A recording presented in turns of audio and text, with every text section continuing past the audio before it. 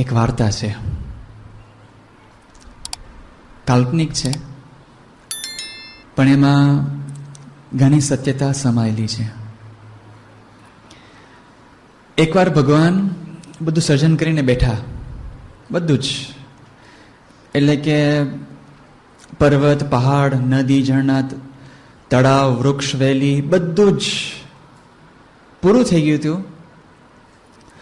અને ભગવાનને થયું કે હજી જીવ સૃષ્ટિ બાકી છે, એટલે વારાફરતી બધા જીવોને બોલાવતા હતા. એમાં પ્રથમ ગધેડો આવ્યો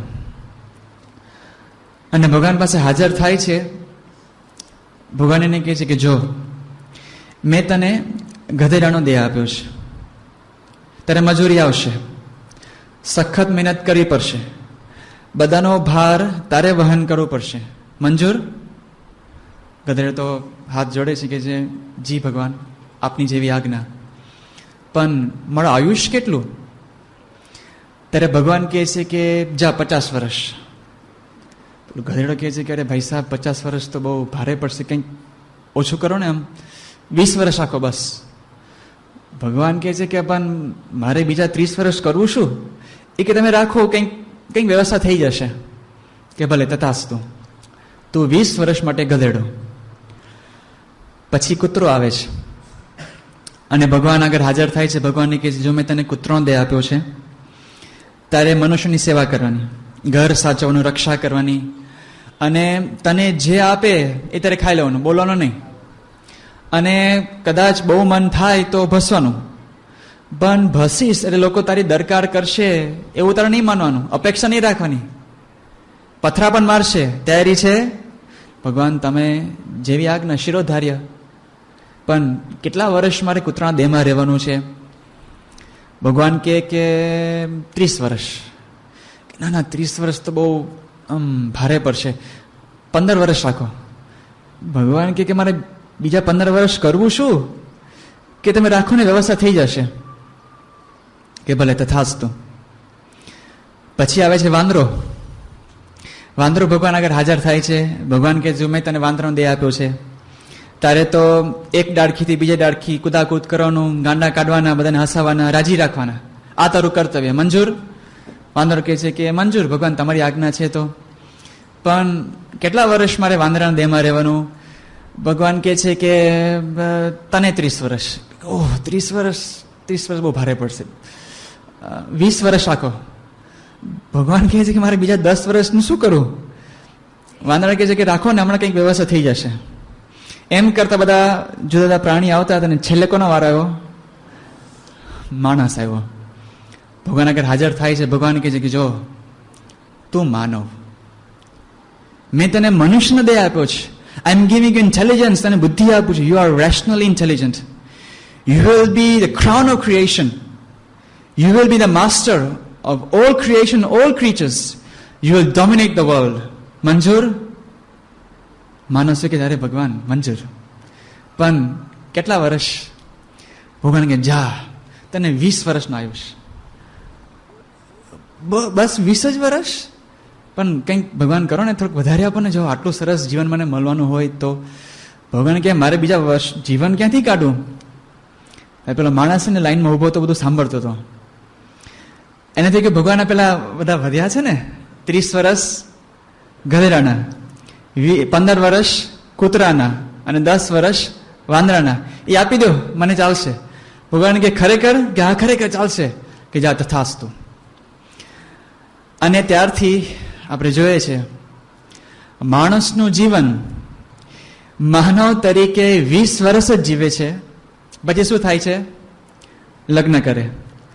એટલે પછી 30 વર્ષ ગધેડાનું જીવન, ગધા મજૂરી, બધાનું ભારનું વહન કરવાનું, બુદ્ધિ નહીં વાપરવાની, સખત મજૂરી, મહેનત કરવાની. આપણે કહે છે ને ગધા 25, આપણે ગુજરાતીમાં એક ઉક્તિ પણ પ્રસિદ્ધ થઈ ગઈ છે. અને બધાનું વહન કરવાનું, કુટુંબને સાચવવાનું. એટલે તમારી આ 30 વર્ષ ગધેડાની આયુષ્ય થઈ ગઈ.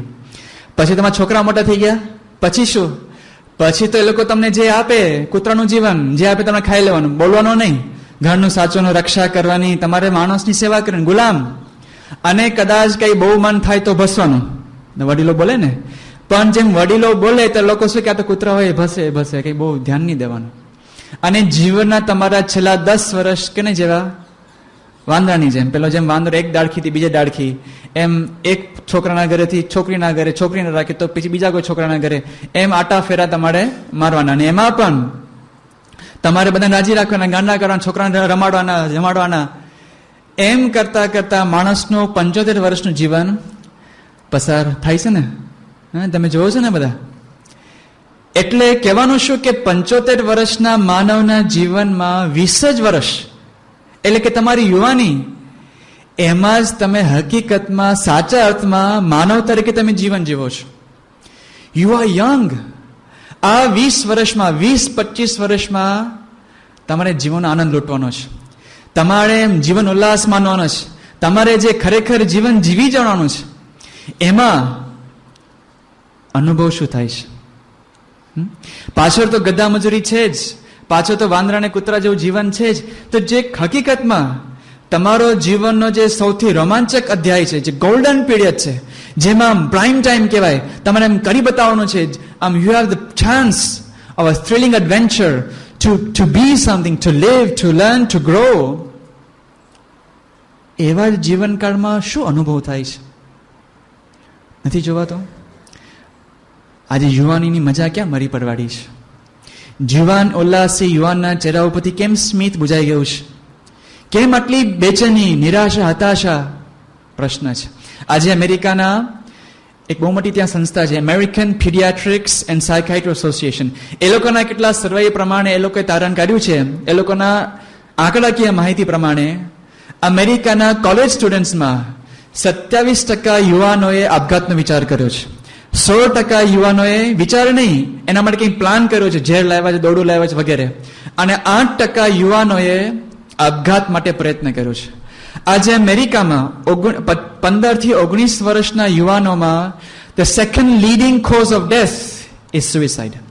આજે અમેરિકામાં દરરોજ 14 યુવાનો 15 થી 24 વર્ષની ઉંમર વચ્ચે 14 યુવાનો દરરોજ આપઘાત કરે છે. એટલે કે દર 100 મિનિટે એક. આ અમેરિકાના આંકડા છે, પણ ભારતમાં વર્લ્ડ હેલ્થ ઓર્ગેનાઇઝેશન લોકોએ આંકડા કાઢ્યા છે. એવું કહેવાય, એ લોકો એવું કહે છે કે દર વર્ષે ભારતમાં 2 લાખ માણસો આપઘાત કરે છે. 2 લાખ. એમાં 52% 15 થી 29 વર્ષની ઉંમરવાળા હોય છે. એટલે કે 1 લાખથી વધુ આપણા જેવા, મારા અને તમારા જેવા 15 થી 29 વર્ષના યુવાનો આપઘાત કરે છે. વાય? જ્યારે ખરેખર જીવન માણવાનું છે, આનંદ લૂંટવાનો છે, એમાં આવી હતાશા, નિરાશા? કારણ શું છે? સ્ટ્રેસ. આપને જીવનમાં મજા નથી આવતી, આપને બોજો લાગે છે, પ્રેશર. આજે સમય બહુ ઓછો છે, વિષય બહુ વિશાળ છે, પણ એકદમ મુદ્દાસર આપણે જોશું. First, what is the problem? આ પ્રોબ્લેમ છે, સ્ટ્રેસ આપણે નડે છે, તો એનું કારણ શું છે? મૂળભૂત કારણ શું છે? 3 કારણ આપણે જોશું. અને એની પાછળના મૂળભૂત ઉપાયો, મૂળગામી ઉપાયો, ઉપરછલ્લા નહીં, એના આપણે 4 ઉપાયો આપણે જોશું. સમયની અનુકૂળતા પ્રમાણે વધતા ઓછા પ્રમાણમાં આપણે એનું નિરૂપણ કરશું. પણ ફર્સ્ટ, આ પ્રોબ્લેમ છે, ચાલો એના પાયામાં મૂળ કારણ શું છે? 3 કારણ આપણે એકદમ ટૂંકમાં જોશું. ફર્સ્ટ, ફંડામેન્ટલી શું પ્રશ્ન છે? બધાની જાતને પૂછજો. Insecurity, fear of the future. આ હકીકત છે, દરેકના વિદ્યાર્થીને તમારા અંતર તપાસો. એક રાક્ષસની જેમ આપણે એક ભવિષ્યનો ભય સતાવે છે. શું થશે મારું? આજે કદાચ તમારો વાંક પણ નહીં હોય, સમાજની જ કદાચ એક વિકૃત પેદાશ હશે, પણ હકીકત છે, તમે બધા અનુભવો છો. 7મા 8મા ધોરણમાં છોકરો આવે ત્યારથી કહેવાય, જો 10મા ધોરણમાં તારે બરાબર પરફોર્મન્સ કરવાનું છે, માર્ક્સ લાવવાના છે અને સાયન્સમાં જ પ્રવેશ મેળવવાનો છે, બાકી તો નકામું.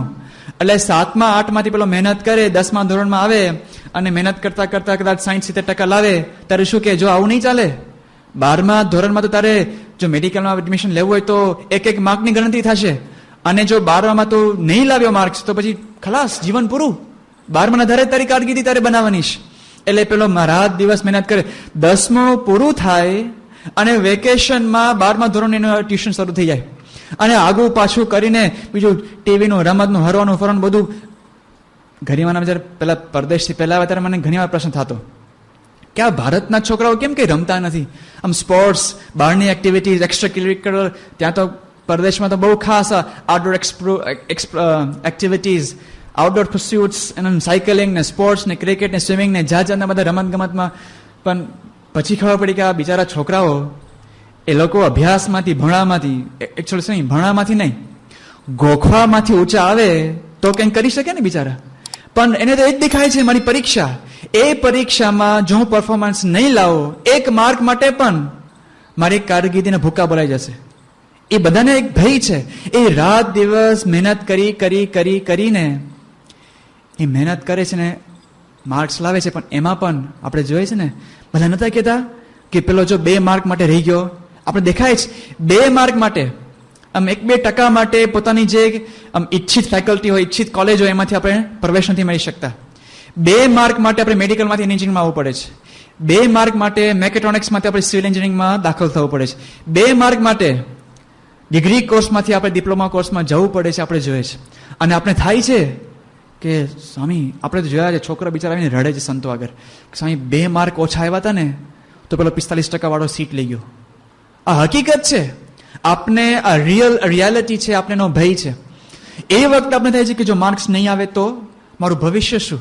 નોકરી મળશે, નોકરી મળ્યા પછી પણ એનું જે સેટિસ્ફેક્શન, એક રિવોર્ડિંગ, ફુલફિલિંગ કરીને ગેરંટી છે.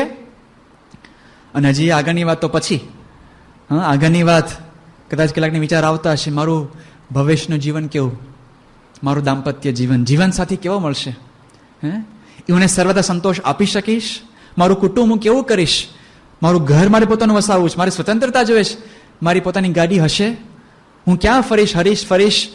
કેટલાકને પરદેશના પણ મનસુબા હશે. These are my dreams. Will they become a reality? What is my future? What does the future hold for me? My destiny? Uncertainty. Insecurity, fear the future, એક બહુ મોટું સ્ટ્રેસનું કારણ છે. બીજું, inferiority. એક ઇન્ફિયોરિટી કોમ્પ્લેક્સ છે. મારે ઘણું બધું કરવું છે પણ હું નહીં કરી શકું.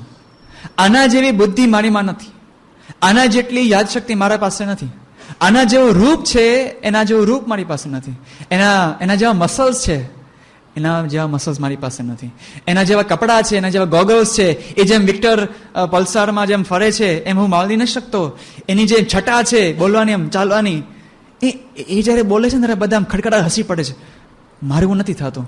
એ જયારે કોલેજમાં ઉભા હોય ને ત્યારે છોકરા છોકરી બધા આમ ભમરાની જેમ મને આજુબાજુ ફરે છે. કેમ આવું થાય છે? હું કેમ છટાદાર નથી? અને સામાન્ય કઈ ભૂલ થઈ હોય, લોકો ક્યાં આવે, બુદ્ધુ છે, અક્કલ નથી, શું દોડીશ તું, જીવનમાં તો નિષ્ફળ જઈશ, કંઈ નહીં થાય તારાથી.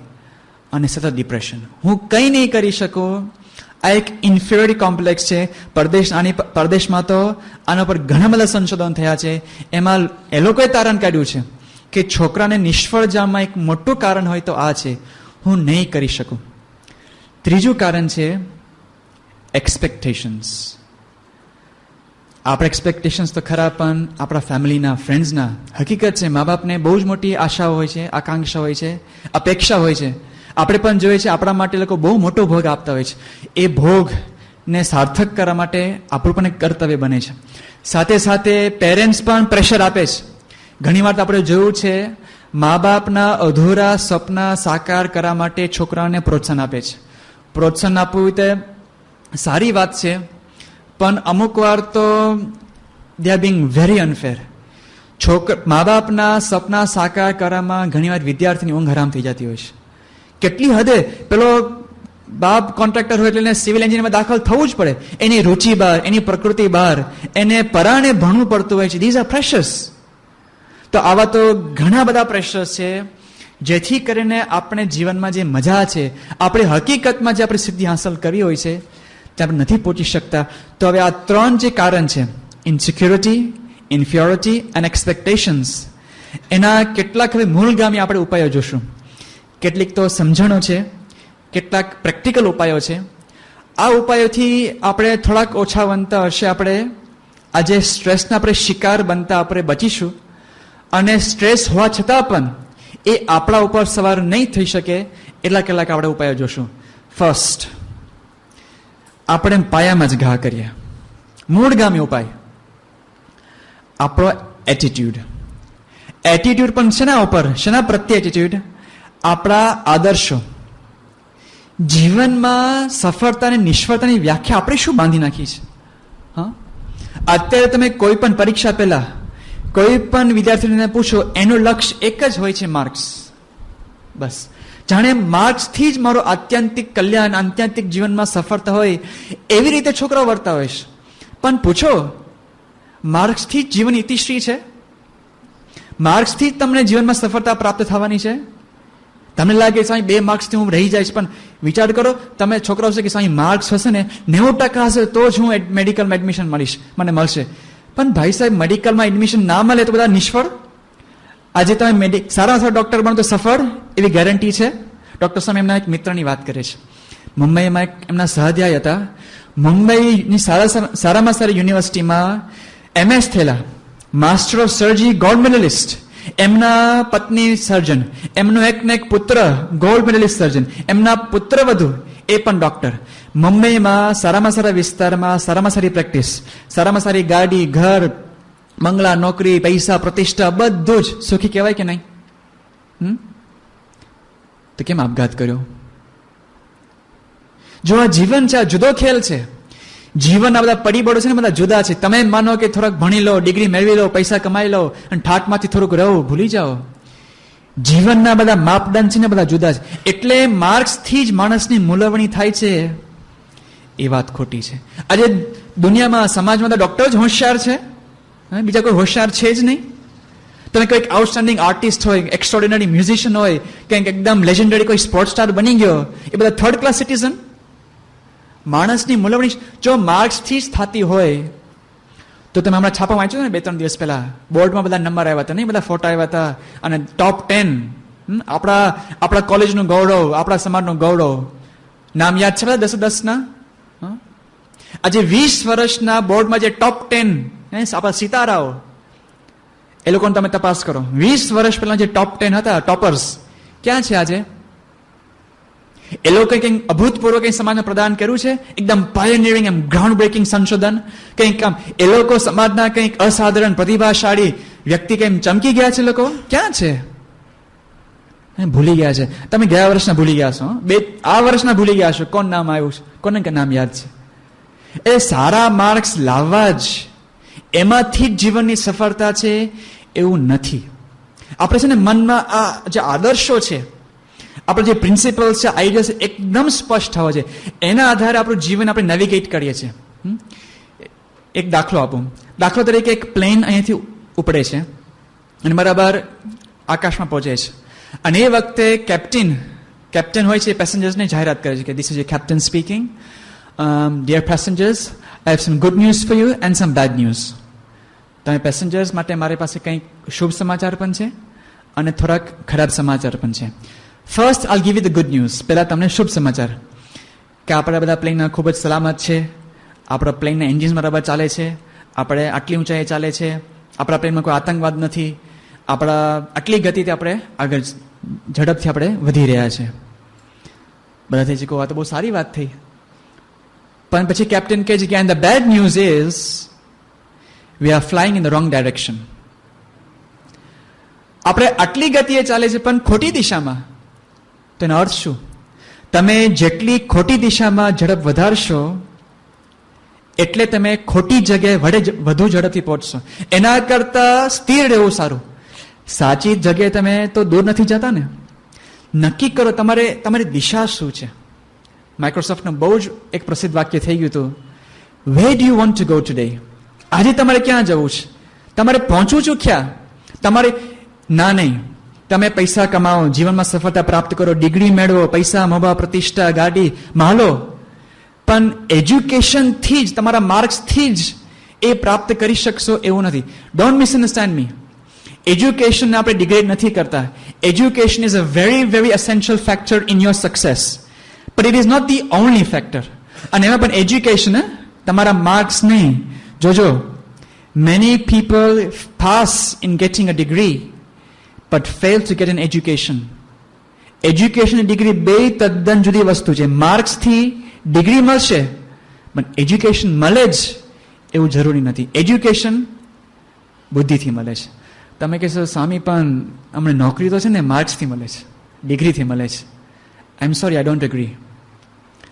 કેવળ માર્ક્સથી જ તમને નોકરી મળે છે? જો એવું જ હોત તો ઇન્ટરવ્યુઝ અને પર્સનલ મીટિંગ શા માટે રાખે? તમે જો કોઈ પણ સારી નોકરીમાં માર્ક્સ તો બહુ જ લોકો ગૌણ ગણે છે. એ સારી નોકરી તમને જ્યારે તમને એવું લાગે છે મારે ડાયનેમિક બનવું છે, sophisticated career, high profile profession, મારે તો એક હોટ જોબ જોઈએ છે. હોટ જોબ જોઈએ છે કે સેટિસ્ફાઈંગ જોબ જોઈએ તમારે? તમે કદાચ બ્રેઇન સર્જન બનો પણ એ તમને ગધા મજૂરી લાગે તો what's the use? You have to have a fulfilling career, job satisfaction. એના માટે જે આમ સારી કારકિર્દી કહેવાય છે, એના માટે કોઈ પણ જોબ માટે લોકો ઇન્ટરવ્યુ આવશ્યક છે. જો એવું ના જ હોત તો કોઈ પણ જોબ માટે તમે ખાલી માર્કશીટ આપી દેવાની અને એ લોકો નક્કી કરે કે જેને સૌથી વધારે માર્ક્સ, જેમ પેલો ટેન્ડર પાસ કરે ને એમ આવી જાઓ, મોઢું જોયા વગર, તમારી બીજી કોઈ લાયકાત જોયા વગર તમને પાસ.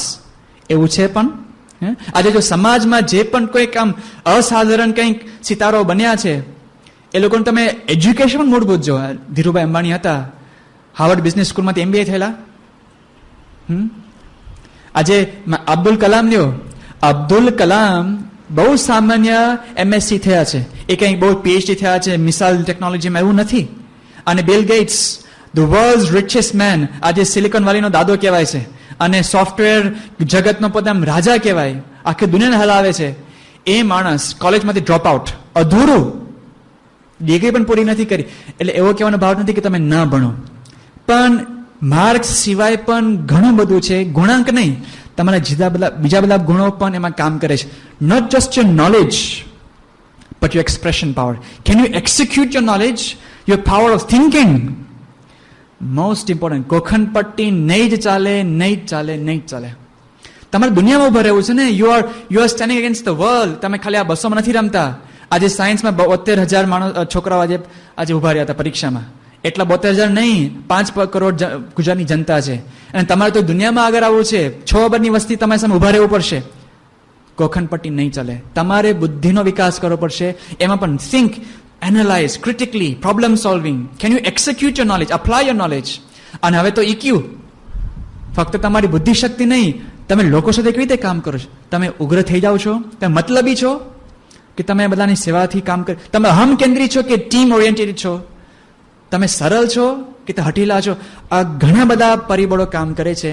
એટલે તમારા આદર્શો, યોર એટીટ્યુડ ટુવર્ડ્સ યોર આઈડિયલ્સ, એ પેલા પર્સ્પેક્ટિવમાં હશે તો તમને ઘણો બધો તમારો ભાર ઓછો થઈ જશે. બીજું,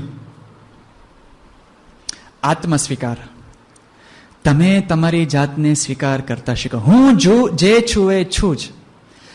God made me as me, I should be proud of that. એક ભગવાનનો પ્રસાદ છે, આ ભગવાનની કૃપા છે. એમાં મારે હવે કેટલું ચેન્જ કરું? કેટલાકને બધા અભરખા જાગે છે પણ બાહ્ય રીતે. આજે હકીકત છે ભારતમાં, હમણાં જ વાંચ્યું હતા, બધા આંકડા બધા અપડેટ થાય છે.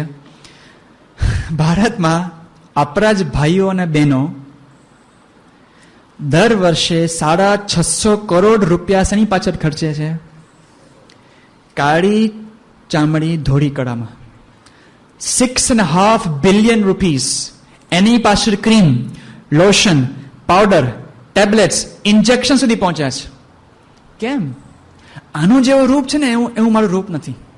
પણ ભાઈ સાહેબ, તમે કેટલું ચેન્જ કરશો? બાહ્ય દેખાવો બરાબર, પણ અંદર તમે જે છો એ છો જ. You have your own identity, be proud of that. એમાં કંઈ ખોટું છે?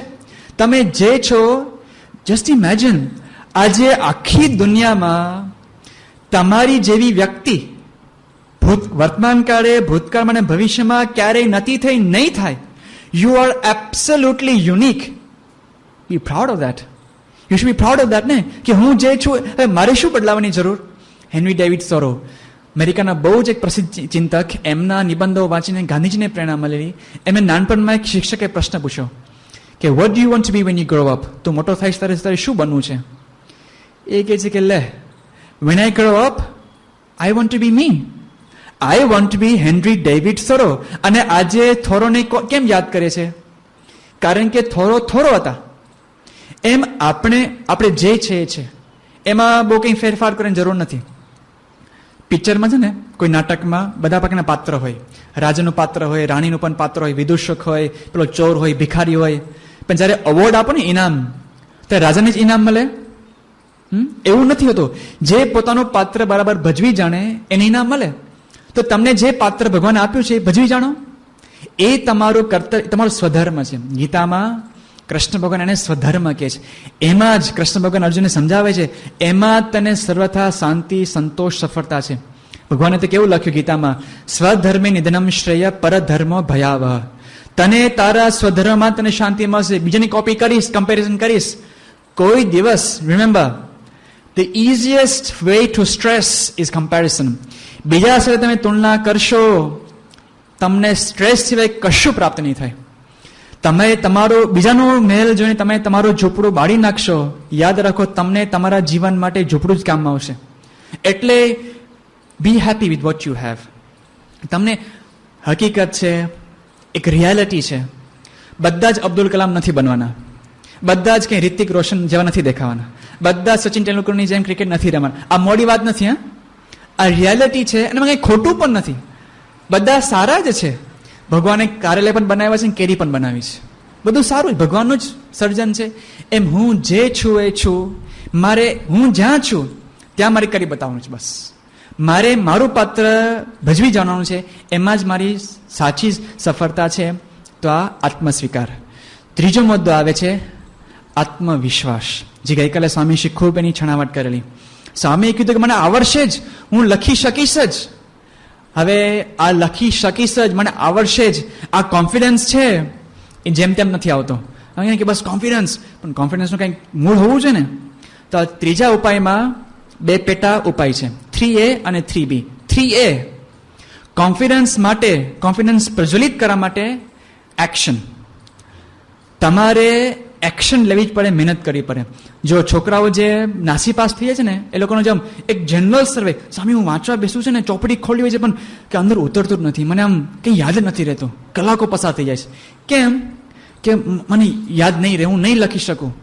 એ તમને જે ભય છે એના લીધે તમે વાંચી નથી શકતા. વાંચી નથી શકતા એમ થાય છે કે હવે તો દિવસો પસાર થાય છે, એક જ મહિનો બાકી રહ્યો, ડ્રોપ લઈ લો. અને એ ડ્રોપ લેવામાં વિચારમાં તમે વધારે સમય પસાર કરો છો, તમને વધારે ટેન્શન આવે છે. અને જો જેને ઓછું ટેન્શન હોય છે, એટલે બધાને ટેન્શન સાવ નાબૂદ થઈ જાય એવું નથી. જેને ઓછું ટેન્શન હોય છે એ લોકો કેમ? કારણ કે એ લોકોએ મહેનત કરી છે, મેં વાંચ્યું છે. પૂછીને શું પૂછશે? કોર્સમાંથી જ પૂછવાના છે. કદાચ કોર્સ બહાર પૂછશે તો પણ આ બુદ્ધિ છે, ભગવાને બુદ્ધિ મને આપી છે, આ હવા નથી ભરી. હું બુદ્ધિ વાપરીશ, હું વિચારીશ, હું લખીશ. ભગવાન બેઠા છે, ભગવાન પ્રકાશ કરશે. કેમ નહીં પ્રકાશ કરે?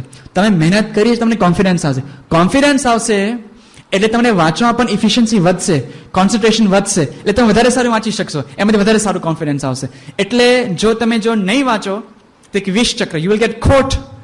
માટે you have to start tech action. એક ઉપાય કોન્ફિડન્સ માટે એક્શન. બીજું આયોજન. ઘણી વાર આપણે જો છોકરા બિચારા બુદ્ધિશાળી હોય છે પણ આમ છેલ્લી ઘડી સુધી રાહ જોવે. હવે તમને ખબર છે કે સોમવારે મારે પેપર સબમિટ કરવાનું છે, મહિના પહેલા ખબર હતી કે આ સબમિશનની તારીખ છે, પણ છેલ્લે તમે શનિવાર રવિવારે ઉજાગરા કરો. એ કોઈ ગમે તેલો સારો બુદ્ધિશાળી છોકરો હોય એ કેટલું કરી શકે, કેટલા ઉજાગરા કરી શકે? હા. અને તમે જો છોકરાઓ જ્યારે ઉજાગરા કરે છે, આ તો પરદેશના બધા આંકડાઓ તો ઘણો સમય થઈ ગયો છે, પણ આંકડા કહે છે એક મૂળભૂત કારણ કોન્સન્ટ્રેશન ડિફિશિયન્સીમાં લેક ઓફ સ્લીપ. છોકરાઓ વાંચી નથી શકતા, યાદ નથી રહેતું, ક્રિએટિવિટીમાં, એટેન્શન સ્પેનમાં જે ખામી આવે છે એનું કારણ છે ઉજાગરા, ખોટા ઉજાગરા.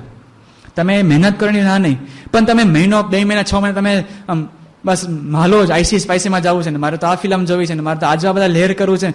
આનંદ કરો, વાંધો નહીં, મજા લ્યો, પણ બેલેન્સ કરો ને. તમે પ્લાનિંગ, આયોજન કરો કે આ તારીખ સુધીમાં મારે આટલું પ્લાનિંગ કરવું છે. ટેન્શન શેનું છે કે છેલ્લી ઘડી મારે કરવું પડે છે, આટલો જ સમય છે. પહેલેથી પ્લાનિંગ કરો, તમે સારી રીતે કરી શકો. રિસોર્સિસ હોવા છતાં પણ નિષ્ફળતા જવાના ઘણા બધા કારણ આપણે જોવા મળે છે. આયોજનની ખામી. ભારત માટે એવું જ કહેવાય છે, ભારત છે ને is not a Por country, it is a poly managed country. આજે ભારત પાસે ઓછા રિસોર્સિસ છે, સૌથી શ્રેષ્ઠ બુદ્ધિધન કહેવાય છે કે ભારતમાં વસે છે. આજે ભારતમાં દર વર્ષે 10,000 PhD અનાયત થાય છે. ખાલી કમ્પેરિઝન કરો ભારત અને ઇઝરાયલ. આજે ઇઝરાયલની વસ્તી કેટલી છે? 62 લાખ. મુંબઈની વસ્તી 1,30,00,000 છે. મુંબઈની અડધી વસ્તી, અડધી કરતા પણ ઓછી ઇઝરાયલમાં વસે છે. ઇઝરાયલનો જમીન પ્રદેશ 30,000 સ્ક્વેર કિલોમીટર. ભારતનો 3,20,000. 1% પણ નહીં. ઇઝરાયલમાં કેટલો વરસાદ પડે છે? કેટલો વરસાદ પડે છે? માન 3 કે 4 ઇંચ. ભારતમાં કેટલો વરસાદ પડે છે? એવું કહેવાય છે કે આખા ભારતને ઇંચે ઇંચ તમે 45 ફૂટ પાણીમાં તમે ડુબાડી શકો એટલું પાણી ભારતમાં વરસે છે. તેમ છતાં થોડાક વર્ષો પહેલાના આંકડા છે, ઇઝરાયલનું એક્સપોર્ટ કેટલું હતું? $23 બિલિયન અને ભારતનો $22 બિલિયન. કેમ? આયોજનની ખામી છે. હવે જે દેશમાં 1 અબજ માણસો હોય, માની લો 25% માણસો કામ કરે છે, 25% એટલે 25 કરોડ માણસો રોજ 8 કલાક પ્રામાણિકપણે કામ કરે, એટલે કે દરરોજના 2 અબજ માનવ કલાક થયા. એ જે દેશમાં રોજના 2 અબજ માનવ કલાકનું ઉત્પાદન થતું હોય, એ દેશ ક્યારેક ગરીબ હોઈ શકે ખરો? શું ખામી છે? આયોજનની ખામી છે. એમ તમારી પાસે રિસોર્સિસ છે, ટાઈમિંગ છે, બુદ્ધિ છે, મહેનત પણ કરો છો, કેમ હજી તમને પ્રશ્ન થાય છે? આયોજન. એટલે આત્મવિશ્વાસ માટે એક્શન અને આયોજન છેલ્લો ઉપાય છે. તમે કીધું સ્વામી મહેનત પણ કરે છે, ટાઈમ ટેબલ બનાવ્યો છે, મહેનત બધું જ અમે કરે છે, અમને ખબર છે બધી. તમે અમે ત્યાં ઘણા બધા લેક્ચર સાંભળે, છતાં પણ જીવન છે, ઇટ્સ અ રિયાલિટી. આપણે જોયા છે 2 માર્ક માટે છોકરાઓ આપઘાત કરે છે. એ લોકોની વ્યથા આપણે કંઈક સમજી શકીએ એમ છે. છોકરાઓ જ્યારે સંતો આગળ રડતા હોય છે, વી ફીલ ફોર ધેમ, કારણ કે it's a harsh world outside.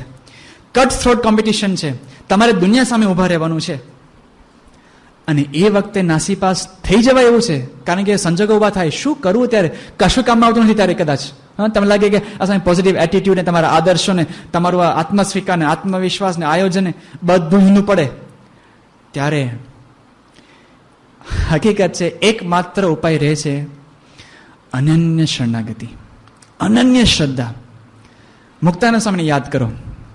આપણે જ્યારે પરીક્ષા નેક્સ્ટ આવે ને, કેટલાક અમુક ઇલેક્ટ્રોનિક્સની પરીક્ષા બાકી છે, એન્જિનિયરિંગની પરીક્ષા બાકી છે, જ્યારે તમે નેક્સ્ટ પરીક્ષા આવે ત્યારે મુક્તાનંદ સ્વામીને યાદ કરજો.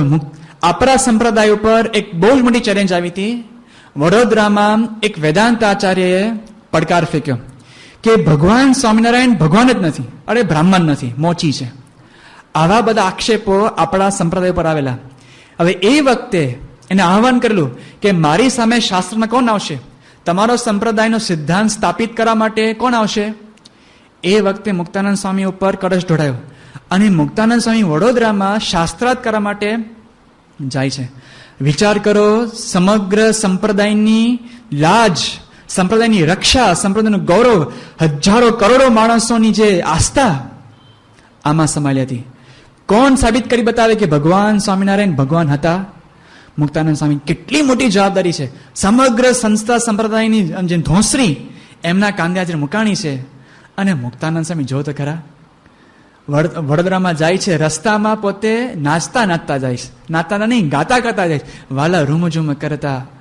એ પાછું બીજાનું કંઈ કીર્તન, જૂનું કીર્તન નથી, પોતાનું નવું સર્જન છે. એ વખતે કંઈ સ્ફુરે જ નહીં. કેવી હળવાશ હશે, એમ દ્રશ્ય કેવું હશે, એમ કલ્પના કરો. આપણે પરીક્ષામાં આપણી પોતાની કારકિર્દી, આપણું પોતાનું ભવિષ્ય, આ તો સમગ્ર સંપ્રદાય સંસ્થાનો ભવિષ્ય એના પર આધારિત હતો. એ હળવાશનું કારણ શું હતું?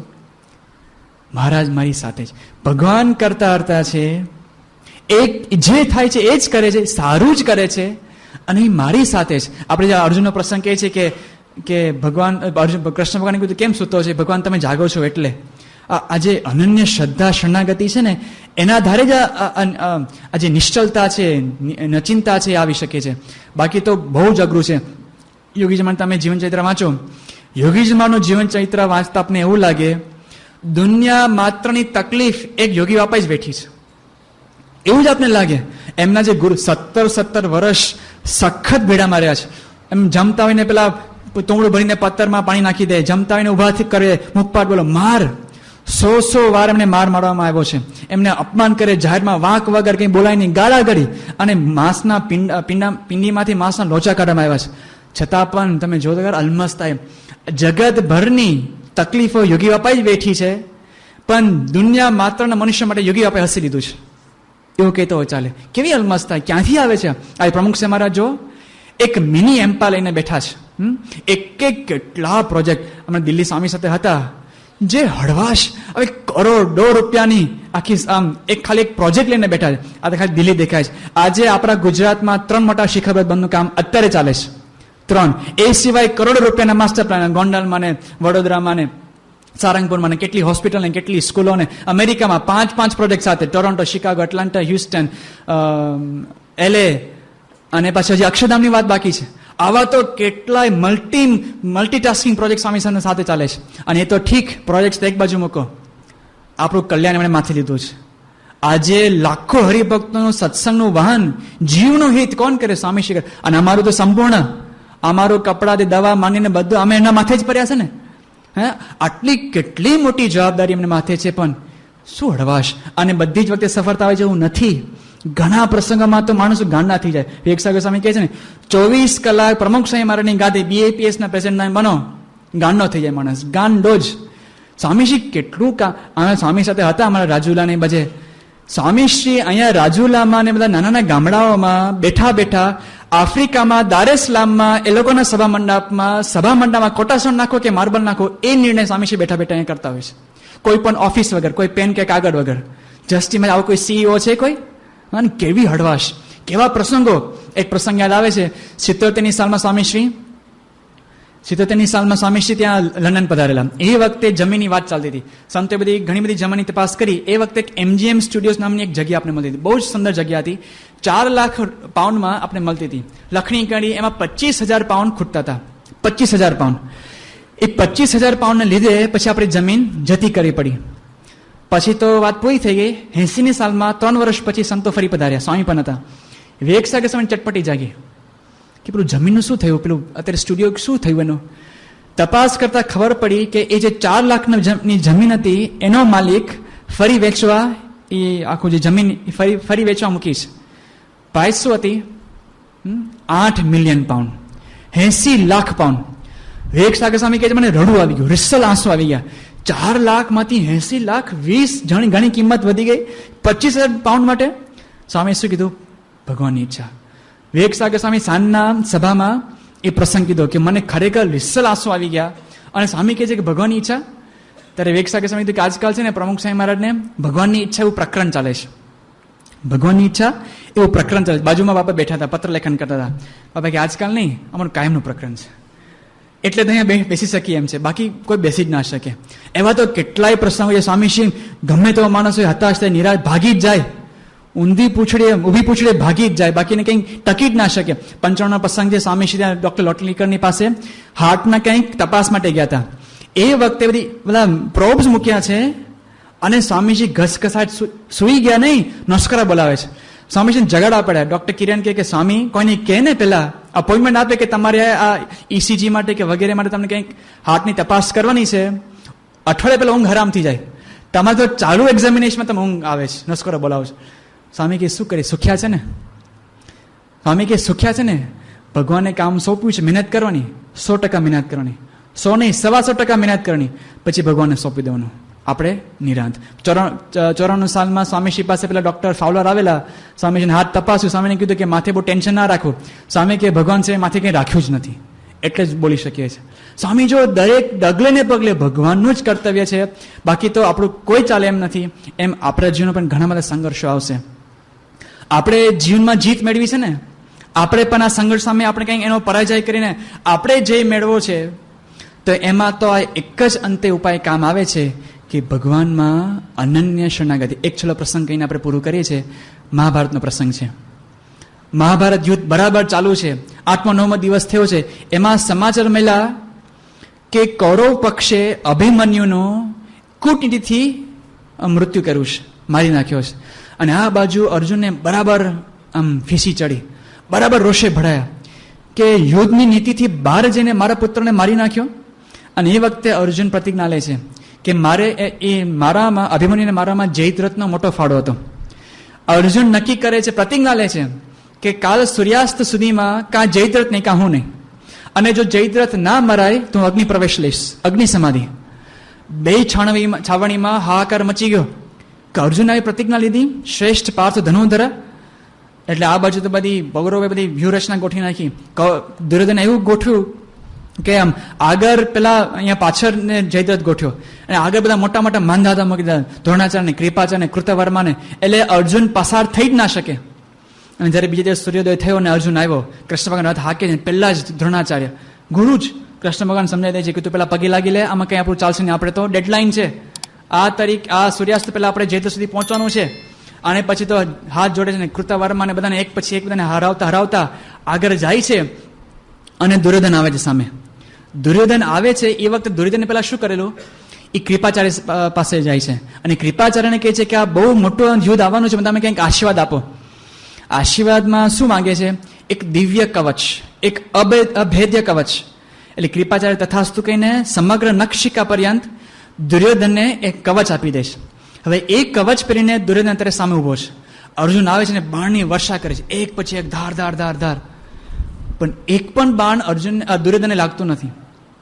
અર્જુનને થાય છે કે આ શું થયું છે, આજે દુર્યોધન શું નાસ્તો કરીને આવ્યો છે? હા, કૃષ્ણ ભગવાન પાણી ચડાવે છે કે અર્જુન તારા બાણમાં કઈ પ્રાણ લાગતા નથી, કઈ ખામી છે, ઉપવાસ છે, શું છે આ? અર્જુન કહે છે કે કઈ ખબર પડતી નથી ભગવાન. કૃષ્ણ ભગવાન કહે અર્જુન તું બરાબર તું તાકીને જો પેલા શું છે પ્રશ્ન. અર્જુન બરાબર ઝીણી આંખ કરે છે ને ખબર પડે છે કે કંઈક આ કંઈક દિવ્ય કવચ છે. અર્જુન કહે છે કે ભગવાન આ તો કંઈક મોટા પુરુષના આશીર્વાદ લઈને આવ્યો છે, એક નખશિકા પર્યંત એક અભેદ્ય કવચ છે. અર્જુન કહે બરાબર તોજી જો, આમ બરાબર સૂક્ષ્મ દ્રષ્ટિથી તું જો. અર્જુન જોઈ છે ને કહે છે કે બધે કવચ છે, પણ અહીંયા જમણી આંગળે આ એક ટેરવા ઉપર એક જગ્યા ખાલી છે. અર્જુન કૃષ્ણ ભગવાન કે આ એક જગ્યા ખાલી. અર્જુનને કૃષ્ણ કહે છે કે અર્જુન ફોકસ, બરાબર નિશાન લગાવો, ત્યાં જ, બીજું કોઈ લક્ષ્ય છે જ નહીં. અને પછી અર્જુન જે લક્ષ્ય લગાવે છે એક પછી એક ફટાફટ ધાર ધાર ધાર, દુર્યોધન આમ ઊભી પૂછડે ભાગે છે કે આવું તો ક્યારે અનુભવ્યું જ નહોતું. એને તો પોતાના વિશ્વાસમાં જતો મને કંઈ થશે જ નહીં. અને ત્યાંથી ભાગે છે, સીધો જાય છે પાછો ભીષ્મ પિતા પાસે અને દ્રોણાચાર્ય પાસે. અને દ્રોણાચાર્યને કહે છે કે આચાર્ય આવું કેમ થાય છે?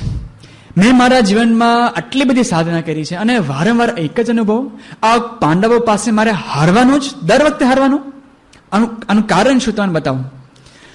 દ્રોણાચાર્ય કહે છે કે બહુ સારો પ્રશ્ન પૂછો, થોડોક મોડો પૂછો છે, આ તે યુદ્ધ પહેલા પૂછવાની જરૂર હતી. વાંધો નહીં, એના બે જવાબ છે. એક આ પેલું કારણ બહુ અગત્યનું છે. અર્જુન છે ને મુશ્કેલીમાંથી ઉછળ્યો છે, ટેન્શનમાં, સ્ટ્રેસમાં. તમે જો જે માણસ એમાંથી ઉછળે ને એ વધારે ખડતલ બને. બીજું, એને ભગવાનનો યોગ છે. તું ગમે તેટલો કરીશ, આગો પાછો ઊંધો છતો થઈશ, પણ એને તું નહીં આંબી શકે, કારણ કે એના પક્ષમાં ભગવાન છે. અર્જુનના પક્ષમાં ભગવાન હતા એટલે તત્ર શિર વિજયો. અર્જુનના પક્ષમાં જય હતો ને હતો જ, કારણ કે ભગવાનના પક્ષમાં હતા. પછી તો કથા એવી ચાલે છે કે જ્યારે જયદ્રથનો વધ થઈ ગયો અને પાછો રથ એ જ્યારે છાવણીમાં આવે છે સૂર્યાસ્ત પછી, બધાને આમ પીઠ થાપડે છે અર્જુનની કે વાહ આજે તે કરી બતાવ્યું, આજે બરાબર, આજે તે ખરેખર તે જીત મેળવી દીધી. બધા પેલો બેટ્સમેન પોતાના ટીમ માટે આમ જીત મેળવ્યા, બધા પવેલિયનમાં જતા પીઠ થાપડે અને પેલો બેટ ઊંચો કરતો જાય, એમ અર્જુન જાતો હતો. છેલ્લે કૃષ્ણ ભગવાને પોતે એથી પીઠ થાપડી અને કે અર્જુન વાહ, માની ગયો. એ વખતે અર્જુન એક વાક્ય બોલે છે ને, આપણા બધા માટે યાદ રાખવા જેવું છે, અંતરમાં કોતરી દેવા જેવું વાક્ય છે. અર્જુન બોલે છે કૃષ્ણ ભગવાન તમે મને આમ શાબાશી આપો છો. અર્જુન શું કહે છે કે અનાશ્ચાર્યો જયસ તેષામ યેષામ નાથોસી કેશવ. કે આમાં ક્યાં કઈ મોટી વાત છે? અનાશ્ચાર્યો જયસ તેષામ, તેઓના જયમાં શું કઈ આશ્ચર્ય છે કે જેના ભગવાન કેશવના નાથ બન્યા છે? એમ આપણા પક્ષમાં ભગવાન ભળ્યા છે, આપણા પક્ષમાં ભગવાન અને સંત છે. લાભસ્તેષામ જયસ્તેષામ કુતસ્તેષામ પરાજય. એ લોકોનો પરાજય ક્યાંથી થઈ રહી છે? જગમાં જીત રે સ્વામી મળવાથી. આપણી જીત નિશ્ચિત થઈ ગઈ છે, આપણે ભગવાન સંત મળ્યા છે. મહારાજે કીધું સારંગપુર 18ના વચનામૃતમાં, આ સંત સમાગમ રૂપી જો સંત સમાગમ મળે તો યુવા અવસ્થા રૂપી સમુદ્ર તરી જવાય. તો આપણે તો ગમે ત્યાં ટેન્શનના સમુદ્ર ભલે આવે, સ્ટ્રેસના ભલે મોટા મોટા તરંગો આવે, આપણે તરી શકશું, કારણ કે ભગવાન સંત છે. તો આપણે જે 20 વર્ષની યુવાની છે, જે આપણો જીવનનો એક અનફર્ગેટેબલ, અનરિપીટેબલ જે જીવન ગાળો છે, remember you are never ever ever going to be young again. Never make the most of it. Enjoy it.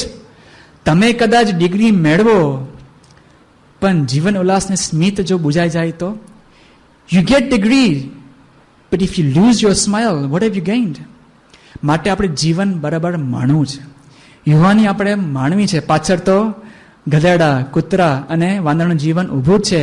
આપણે મહારાજ સ્વામીને પ્રાર્થના કરીએ આપણે પણ આપણે જીવન એવા આદર્શો સ્થાપે, એના પ્રત્યે આપણા એટીટ્યુડ બરાબર સવડો હોય, આપણે પોતાનો આત્માનો સ્વીકાર કરી શકીએ, આપણે આત્મવિશ્વાસથી એટલે કે એક્શન અને આયોજનપૂર્વક આપણે કામ કરી શકીએ, અને સાથે સ્વામીશ્રીને રાજી કરવા માટે આપણે એમની અનન્ય શ્રદ્ધા રાખી શરણાગત થઈને આપણે પણ બરાબર જીવનમાં સફળ થઈ શકીએ. અમે સંતો પણ આપણા માટે ખૂબ પ્રાર્થના કરશું. આપણે જીવનમાં આપ સૌ તમારા જીવનમાં આપના ઉજ્જવળ કારકિર્દીમાં ખૂબ સફળ થાઓ, ખૂબ યશ, કીર્તિ, સમૃદ્ધિ, સંતોષ, સફળતા, શાંતિ પ્રાપ્ત કરો એવી અમે પણ સૌ પ્રાર્થના કરશું. આપણા અમારા માટે પ્રાર્થના કરજો. હું પણ સ્વામી બાપાનો એક સાધુ થઈ અને રાજી કરી શકું, આપણે શું જીવનને ધન્ય બનાવી શકીએ એ જ મારા સ્વામીના ચરણોમાં પ્રાર્થના. સજાનંદ સ્વામી મહારાજની જય.